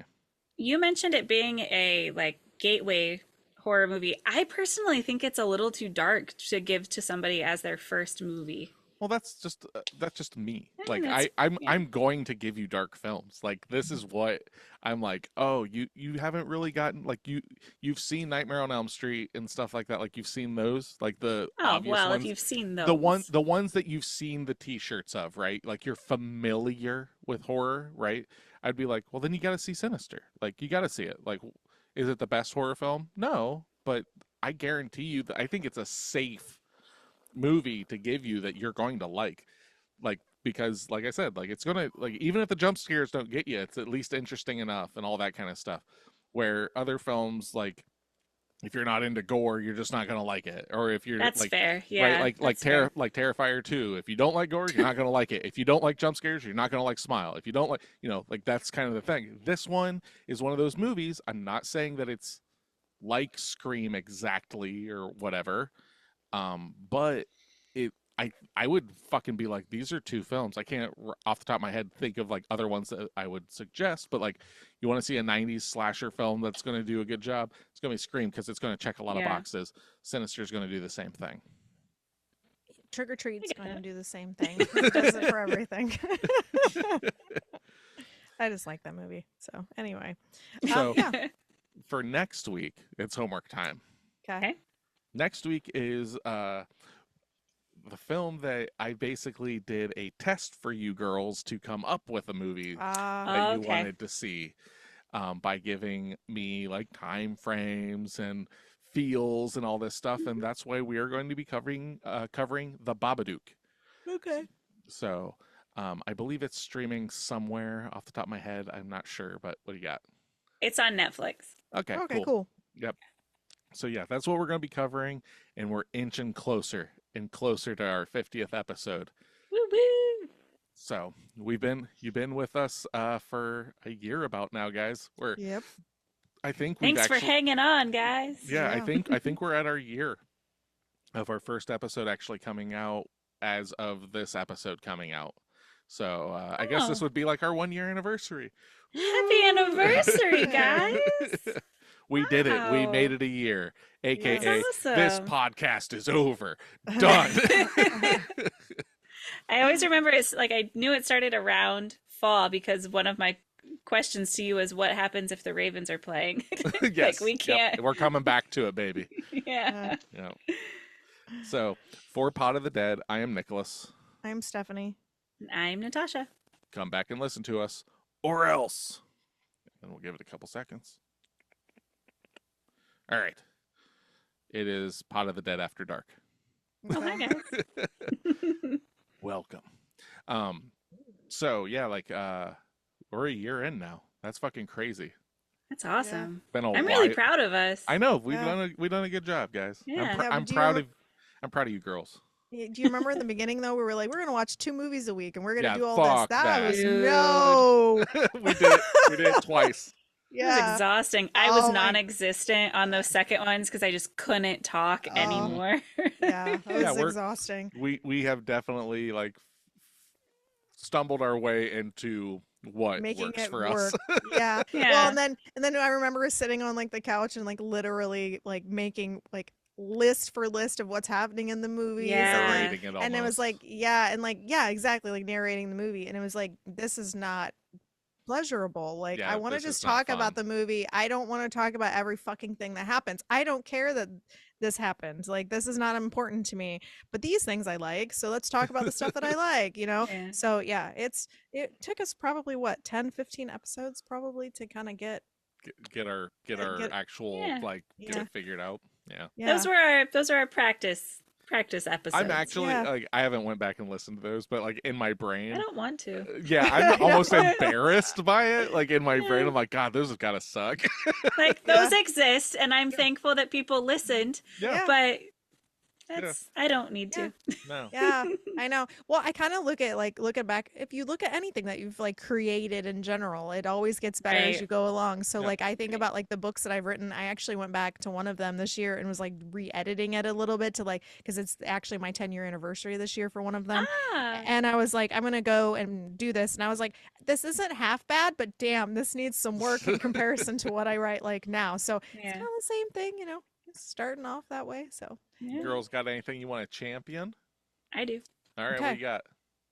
So I just started a new book by Okay. Riley Sager. I think Okay. Okay. that's how you pronounce his name.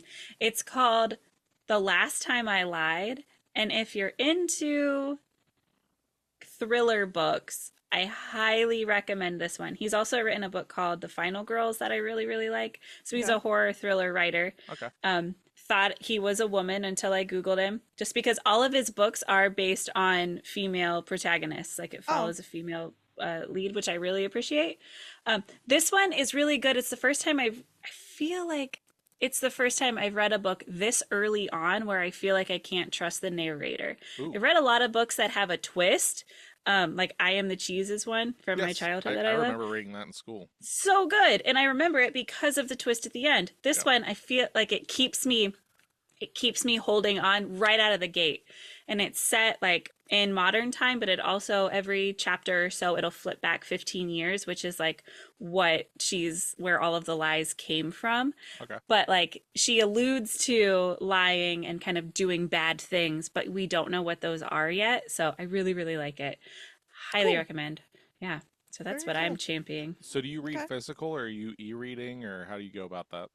I read physical. I'm Okay. curious about getting a Kindle just for ease of access because a lot of the books that I've been reading aren't like accessible at the library, which I love to go to the library and get hard copies of books Mm, and actually flip through books. But I'm getting into this new era of like a lot of the smaller authors and things like that where they're just not as widely yeah. accessible. You can just So get the app on your phone. Yeah. I don't want to read on my phone. I've tried Oh, that okay. before. I Okay. have Kindle on my phone and I can get like free downloads, but it's not the same. You Okay. want So something a little bigger. yeah. So like an e-reader, especially like on my phone, I can flip off of that page and get on something else. I'm trying really Yeah. hard to like Oh, keep my phone away got ya. Okay. and kind of detox Okay. technology. But I've been looking at like the paper whites or whatever, so then I That's could what still I have a use. cover, hold it like a book. I've tried multiple times of like reading on an iPad and things like that. And there's something about holding a book and turning the page that I just haven't been able to really overcome. Yeah. Okay. So, Yeah, yeah. there's Yeah. the So, the tactileness of it. Like hmm that's how I am. Like I either do audiobooks or if I'm going to read a book, it has to be a physical one. Like I can't do the reading of an e-reader or a phone unless it's articles, but like it almost like strains my eyes too much to mm-hmm. be on that. And I understand the paper whites are supposed to be really good about that and everything, but it's one of those things where for me, I'm not an avid reader by any stretch of the imagination. I'm like, eh, it's not worth the financial investment for this thing when I can just get the book secondhand and just read the hmm book. Yeah. Because Yeah. And I yeah, really like the community aspect. So, like the books that I've been reading, I got from a friend of mine who was a part of the Book of the Month Club for like years. So, she has essentially a library where she's just like, oh, hey, check this one out. Hey, check hmm this one out. I love the idea of passing books on, like your guys' tiny library. Or Yep. your tiny bookstore. I really like that component of passing on a tangible thing, yeah, Yeah. borrowing and stuff like that. Yeah. I like e-reading the best just because that's where you get accessibility. I think that's for Yeah. me. Like you definitely get more authors that way. I read mostly indie authors, so you're gonna have the opportunity to get a little more accessibility to them. Right. I use Paperwhite. I'm on my second one now. I've had one for probably 12, 15 years or something. It's been a Mm. long time. But I really like it because you can read it out in this bright sunlight while you're sitting outside because of the way that it's lit. So it's not like you're having Yeah. like your phone where you can't read shit on your phone when it's bright out. So I really like it. But it does do the eye. I mean, you do have mild eye strain like you do with any kind of electronic, but I really like it. And I think that that's really nice. But yeah, if you don't want to have to worry about like flipping off to your phone to go play on your, whatever else, Yeah. yeah, you can't do anything on those freaking things Yeah. other than read. So, which I really appreciate. And it's all black and white and it's very simplistic, I guess. But they are not cheap though. They're like $100. So, Mm-hmm. Yeah, I have one in my Amazon cart. I've had it in there since I think it was like Prime Days or something like that. Mm. mhm. So I keep like going back and forth It'll on drop it. around Christmas. It'll It be drops Yeah. in October. Yeah, there you go. October is when all their prices drop. That's Oh, neat. also when they do Kindle Unlimited. This is what I'm waiting for. So every 2 years I buy a Kindle Unlimited subscription. I gift it to myself because it ends up making it like way cheaper per month. Because like right now it's like $13 a month, but if Yeah. you buy it during this time, it's 40% off. So I end up Oh, buying it cool. then, and it ends up making it like $6 or $7 a month, like spread out over time or whatever. But I buy that, so it starts in October. So you should be able to get your e-reader cheaper starting then, hopefully. Cool. There you go. All right. Yeah. Uh, So, what do you got, honey? my championing is a couple different things. First one is I went and saw Alien Romulus Oh in yeah. theaters, which was pretty cool. I know that there's been a lot of discourse in the like horror community on it and stuff. Oh yeah. Um, Specifically, just because let me think here. I don't want to spoil anything because it's still in theaters, and when this comes out, it still might even be in theaters. But I went into it with a couple different things. It wasn't what I expected it to be because there was a certain movie that I built in my head, not from Mm. trailers, not from anything. Only thing that I built in my head was because Fede Alvarez was directing it, and he directed the Evil Dead remake in 2013.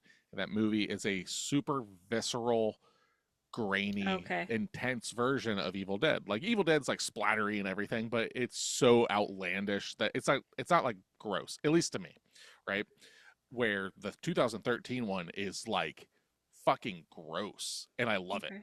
it. Okay. So I had it in my head that that Fede Alvarez only makes one style of film, right? So like I kind of had that in my head. So I was expecting that. It isn't that.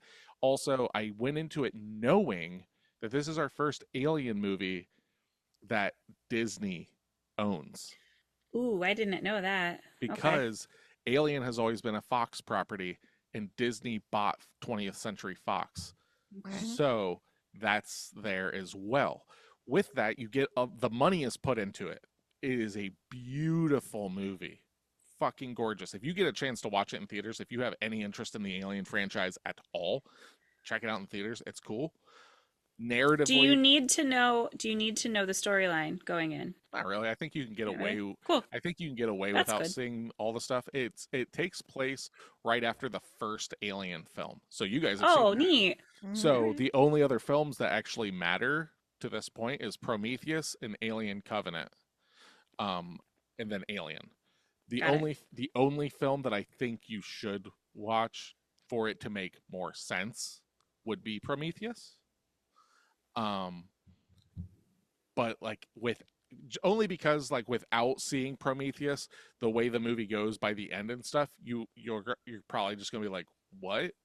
Like Gotcha. it not that it answers questions or anything, but the Prometheus sets a precedent that when certain things happen later in this film, it just makes sense instead of it just Gotcha. going like I don't understand why this is happening, and not like in a character turn or anything, just like visually is the best Got way it. for me to say.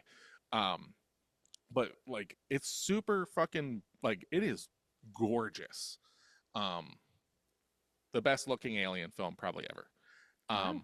With that discourse, though, I'm really afraid of what might happen if they're going to do a sequel or what and all this. I think it's going to be like a hit. Like I'd be surprised if it isn't like a financial hit. It's not going to be Borderlands. Um, Oh my God, we have to talk about that. With it but being Disney, I could see them busting out a trilogy. yeah, so there's a television series coming out next year on Hulu that's Hmm. Okay. supposed to take. Okay. I think it's called Alien Earth. I think it's supposed to Okay. take place on Earth. But like you also like the first two acts of Alien Romulus are fucking great. There are some, just because I'm an elitist douchebag and what we do for not a living but like a hobby, whatever you want to call the podcast, makes me overly critical of things and like Yeah. see through holes of like of script writing and stuff like that. And there were Yeah. like things that's like, this is only happening because it's a movie, like certain things like that, Mm. like we're going from point A to point B, but to build tension and stuff, we're going to go off to point C instead when we're clearly going to point B. So there's stuff like that. But I mean, at the end of the day, I think the best way to enjoy this film is just turn your brain off. And Yeah. it's aliens, so it's basically a slasher. Like aliens just show up and they kill people, and Mhm. beyond that, like it's got like some interesting ideas and stuff. So I think it's good. Uh, I know some people have been shitting on it. Some people, I think the people that are shitting on it are expecting stuff that doesn't exist anymore. You're not going to get an 80s alien film. Like that's not going to Right. happen. We had those, you Mhm. know. But yeah, like for what it is, for knowing that it's a Disney backed alien film, that's probably the best it's going to be. Like, I mean, Mhm. I can't realistically, like, it's not going to be fucking like, it's not going to be Evil Dead. It still Right. it still does though have like some of the grosser kills, like aside from Alien 3, which has Mhm. like probably the most graphic kills that I can think of.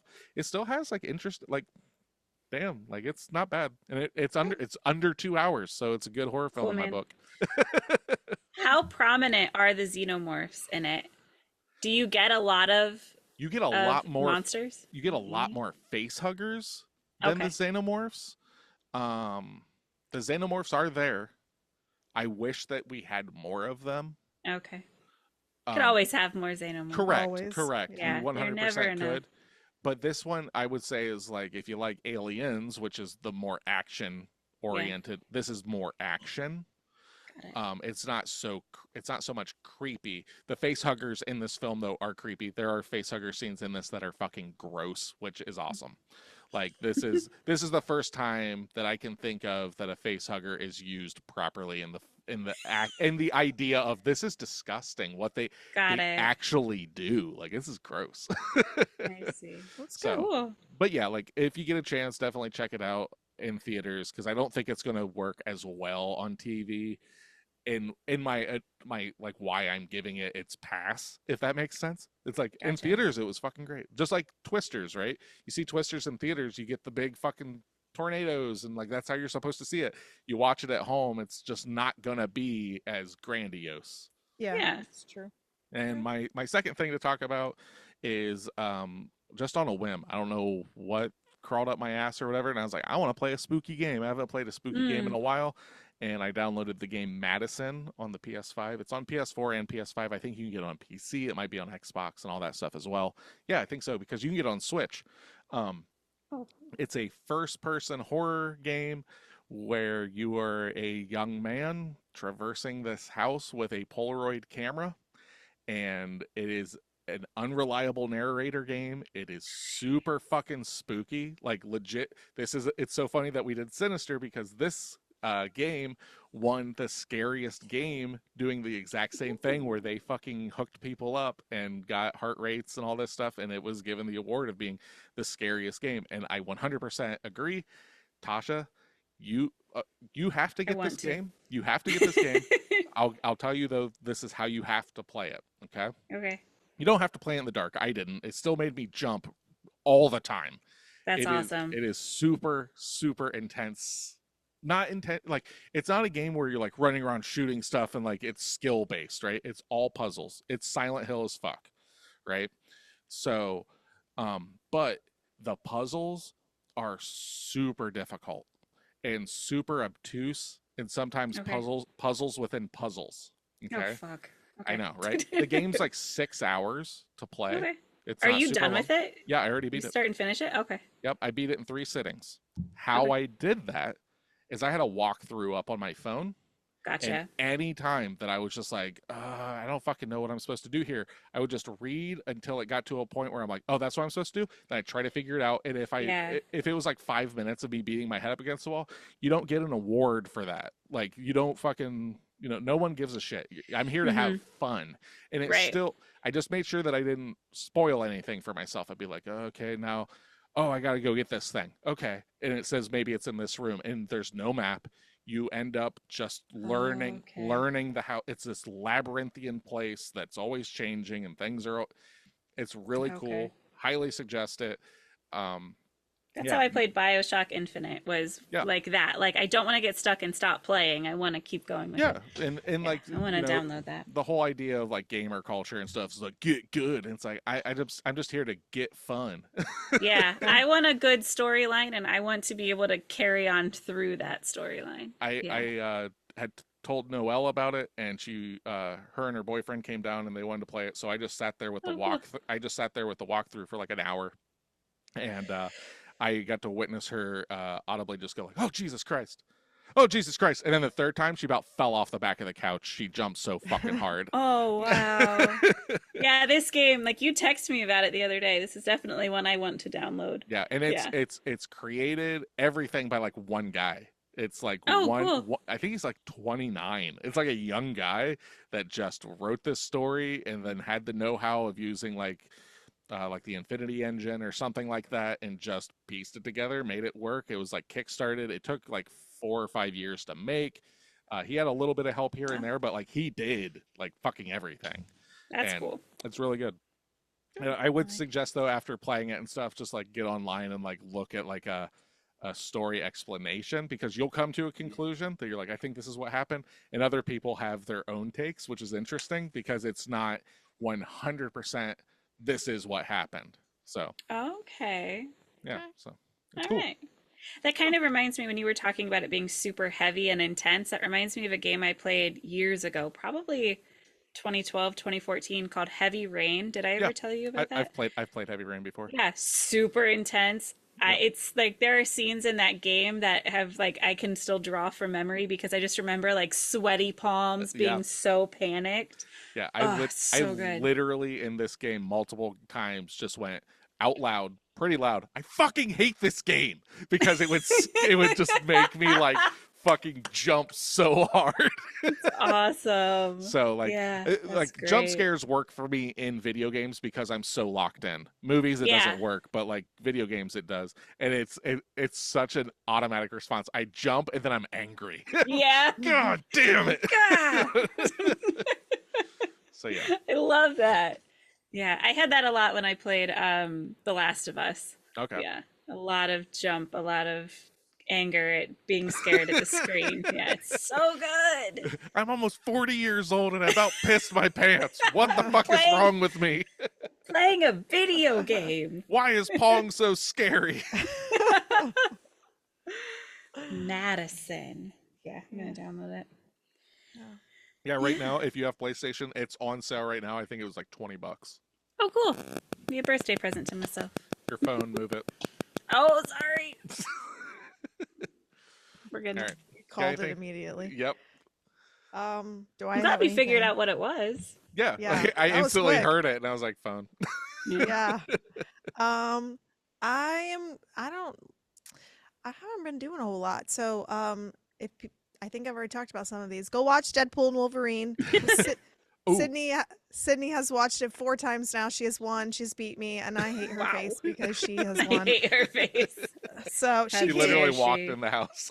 yeah, she literally walked in the house. She's like, Steph, I have something to tell you. And I was like, what? I saw Deadpool and Wolverine 4 times. I was like, shut up. And she's like, you're going to go see it tonight, aren't you? Just so you can be ahead with me. I was like, I'm thinking about it. So we'll see.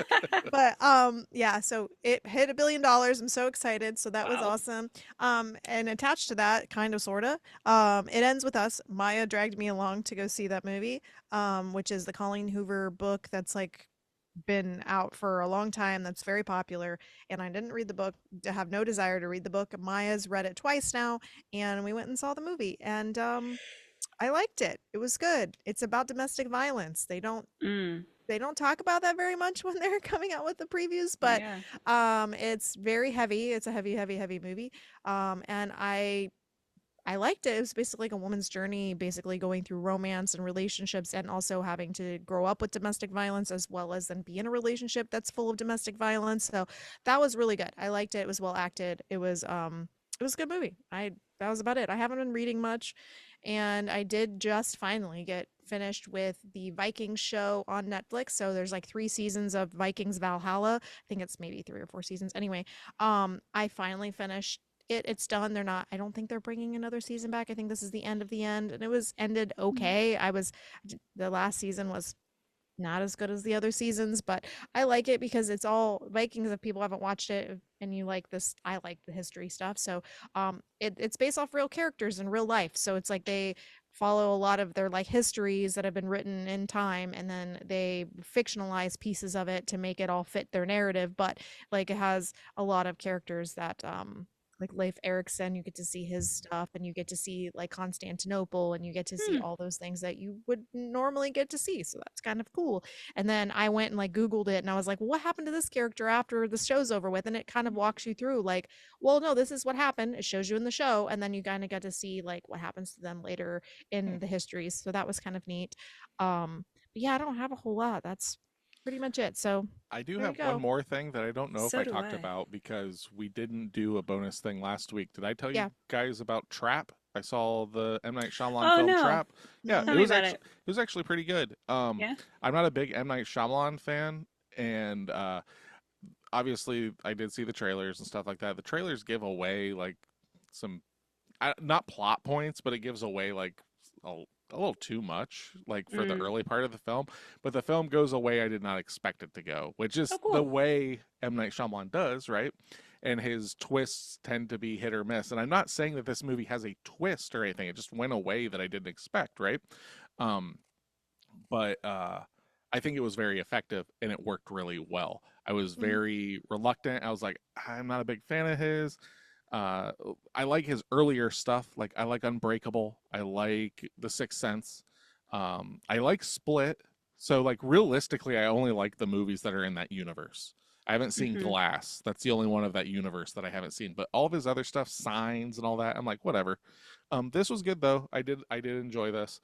Um, it's not necessary to watch this one in theaters, like because it's not Yeah. like that kind of a big thing. But it was pretty good. Like Mhm. Wesley and Sydney ended up seeing it as well. They didn't go with me, but they also were like it was really good. So Yep. Cool. and it's PG-13, which I tend to like not give a shit about because but at the same time this movie didn't need to be rated R. Like Mm. it does what it needs to do, and it was good. Like I check it out. Like that's about all I gotta say. I can't really. If you haven't seen the trailers to it, just check. It's basically about a dad taking a daughter to a concert. Mm. They give this away in the trailers, so I'm not spoiling anything. He's taking his daughter to the concert. The concert's like a big trap for the serial killer, and we are led to believe that it's Josh Hartnett. Like that's what the trailers are telling you. So, and then you just go on this journey of the film. Yeah, it wasn't bad. Okay. We've been going down, so Steph made me think of this when she was talking about history. Drew's been going down a rabbit hole of like the JFK administration, then LBJ and Nixon. So, like the 60s, 70s Hmm. presidential history. And he started watching, and I've fallen into the show called White House Plumbers. It Okay. Okay. has, it stars Justin Theroux and Woody Harrelson, and it's Hmm. a dramedy, Okay. I would consider it, going over Watergate. Oh, So okay. Oh, okay. how the plumbers got their name, and it's basically that story, Yeah. Nixon's Watergate story. So that's some, I think it's on, I want to say HBO. Um, but I didn't know what to expect out of it. And like I said, I just stumbled in it. It's coined as a drama, but nearly everything I've seen has been funny in it. Um, it's just one season. Okay. Um, so I want to go back and start it up, but I started it like in the middle. And yeah, so if you're into like political history, I recommend it. Yeah, I'm that Okay. way. That way Yeah. type check it shit. out. Yeah. There's also like so many. I'll have to figure out the name of it, but within that canon, Woody Harrelson also plays Lyndon B. Johnson right after JFK gets shot. We recently watched a movie of him that like him becoming president and his storyline. Woody Harrelson plays he's just really good in He's real. historical movies. He's really good. Period. He Like, Yeah, is. that's like true. him and Matthew. I will say this a billion times. Him and Yes, Matthew you will. McConaughey and True Detective season 1. My God, Mm, have you watched that, Tasha? I haven't, Oh my no. fucking God, you would love I that. know. That fucking show is tailor made for you. It is a true crime. It's fictional, but it is true crime as fuck. Yeah. It's so fucking good. Yeah, he But will. the difference is it's true crime like It so it's works. fiction or is It it it's fiction because okay. you just watch it. It's not a real thing, That's but the it's set up part to that be real. Like it's so fucking okay. good. Okay. It's so fucking Yeah. I good. know, I need to watch it. Are we allowed to talk about something that we saw that we didn't necessarily like, but maybe we Go should right still ahead. talk about You it? you can talk about it. Okay. So we went and saw Mm. Borderlands. Borderlands. Yeah, we went and saw that in the theater too. We've seen a lot of movies recently. Yeah, you have. It's been pretty heavy on the movie front. Nick's actually seen more than me. So, but yeah, I I I did not I did not like the movie. I was hoping it was going to be so good and fun and like tons of action and tons of good storytelling and like just I'd never played the games and then we went and saw it and I think Nick's played the games. Yeah, And yeah, I have. yeah, it wasn't good. Just Yeah, not good. it It was wasn't good. it was meh at best. Yeah, Oh. Yeah, it was very forgettable film. It it was it Okay. terrible. it 100% is like what I think of when I think of how IPs are just pumped out because well people like Borderlands and then nobody that's part of it even writing it gives a shit about the Uh, product and it just It was no, not it good. was whatever. And then people they had acting in it It for the doesn't most make part sense. not good. Like it just wasn't good. And I was hoping it was going to be fun because I love Yeah. video game adaptations and I think that stuff's so much fun, especially when we just watched like Fallout, like the TV show, and like that was so good. And then I was like, maybe they'll this will be kind of cool too, and then we'll just have like a really big uptick of, video game movies and shows. And yeah, no. There's no reason that this movie should have been PG-13. It should have been rated R because the games are mature. That it should have been mm, just outlandish, over the gotcha. top. It should have been fucking crazy, funny, and just action packed. And it just dropped the ball in so many regards. Yeah. Bummer. Like it Steph, was. did you ever see Monster Hunter? I think it came out a few years ago. That's a I've movie heard of it, but adaptation. I haven't seen it. No. Is it good? That's got Yeah, Mila I like it. You'll Jovovich have to in it. check it out. Okay. Hmm. Okay. That's Yeah. why I never watched it Oh, Why Jesus. haven't you watched it? because Mila Jovovich is in it. Oh, I like her. I Okay. only like her in The Fifth Element. Okay. Yeah, I'll have to check it out. Yeah, I Why like pigeonhole her into just one movie? I've seen her in other stuff. I don't like her in the other Oh, stuff. I see. That's what I'm saying. Gotcha. I I haven't. thought it was like, No, I've this seen. is the visual of her that I want to keep. No, I'm just saying that Gotcha. that's the thing that I liked her in. The rest of the stuff I've seen her in, I just don't care for. I've seen her. I've seen a couple of the Resident Evil movies. I've seen, fuck, I can't remember off the top of my. There is one that's not horrible that I just can't remember the name of. It's about an alien abductions and stuff, and like people It's very going vague. through. I know. Well, hold on. It's about alien abductions where people are going through regression therapy. And Huh. they're remembering their abduction. The Yeah. thing that I do remember being interesting was like it was a dramatization of real things. Like these Hmm. were actual regression therapies and like the audio was actually played from the real ones and Oh, stuff. that's cool. So that was actually kind of cool, but that's it. Like that's all I can remember her being in that I was like, okay, Mm. she's one of those actresses and it's I'm not trying to be shitty or anything, but like Mila Jovovich and then who's the other one? Michelle Rodriguez. Those are two people that when I see that they're in a movie, I'm just like, but there are times that they're in movies that I like, but they are two actresses that if they're cast in it, I understand that the casting director and the director are wanting a certain thing, and that thing that they are making is not for me. Mhm. Gotcha. Is the best way for me to describe that. It's just like if Hmm. Ryan Reynolds is in a film, right? Like you understand that the casting director and the director are expecting a certain thing, so it gives you like this, like, oh, okay, you know, The Rock is in a movie. I'm probably not going to be about it. Like I'll check it out, but it's probably going to be Dwayne Johnson in a tan T-shirt or button-up, being muscular, running around.